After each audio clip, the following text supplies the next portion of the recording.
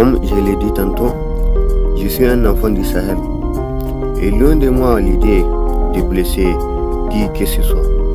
Je suis juste un idéaliste qui cherche les moyens les plus sûrs pour former une cavalerie à toute épreuve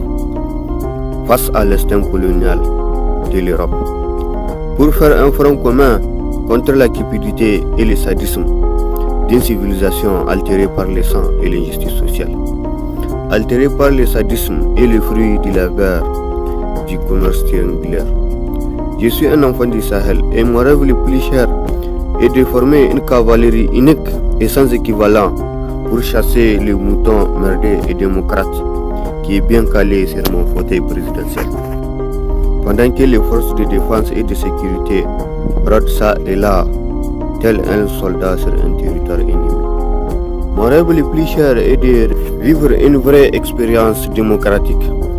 où la démocratie n'est pas assujettie par les moutons politicards ou la réaction internationale. Mon rêve le plus cher est de vivre une expérience politique où les moutons merdés n'est pas le garant du néocolonialisme français et européen, et non une expérience où les moutons diplomates et les fervents défenseurs du mode de vie européen, même si ces moutons sont des défenseurs du droit de l'Occident sur l'Afrique, même s'ils sont des baratineurs par excellence de la démocratie africaine, même s'ils sont des acteurs parrainés par la France et l'Europe pour assujettir l'Afrique et ses enfants,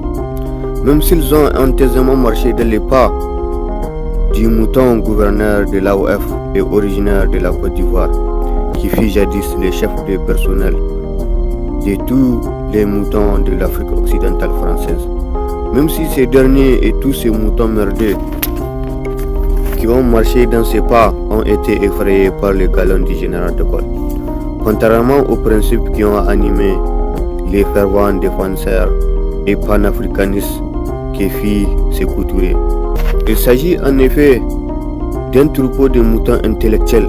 et ignorants que plusieurs générations d'hommes ont résisté à la pénétration coloniale aux quatre coins de l'Afrique, et que l'Éthiopie est un État qui n'a jamais été colonisé, et que l'Afrique résistera aux moutons attardés du Tchad, aux moutons naïfs du Niger, aux moutons économistes de la Côte d'Ivoire et de tous les moutons sponsorisés et parrainés par l'Europe, au nord comme au sud du Sahara, en Afrique comme aux Antilles, au XXIe siècle comme dans tous les siècles à venir, car l'Afrique n'a jamais baissé les bras face aux moutons miniers du Niger, ni face aux moutons militaires tchadiens, ni face aux moutons Mobutu, et ni avec les moutons Omar Bongo. Et au-delà du fardeau de la colonisation, au-delà du poids du néocolonialisme,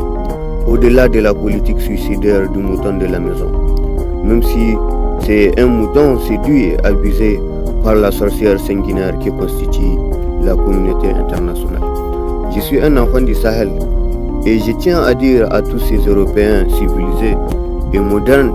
que l'OTAN est l'une des rares organisations qui pourrait faire de ce monde un climat similaire à celui du Japon juste après la Seconde Guerre mondiale. Après tout, l'Européen civilisé a fini par oublier l'histoire du colonisateur épaulé par la mission humanitaire,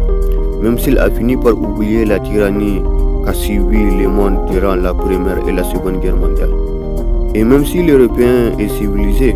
a fini par oublier ces zéros oubliés et sacrifiés dans les camps de Thioré par un pays dit des droits de l'homme. Même si l'Européen est civilisé a fini par oublier que les services athées que son gouvernement lui serve sur un plateau d'argent et les fruits d'une fouille approfondie dans tous les recoins de l'Afrique, au détriment de l'Afrique et de ses enfants. Et même si l'Européen est civilisé a fini par oublier la force de l'Afrique qui est sortie du néant juste après le commerce triangulaire pour ainsi finir par défier Napoléon à la bataille des Vertières en 1803. Et au-delà du fardeau du néocolonialisme, au-delà de la politique du mouton suicidaire de la maison,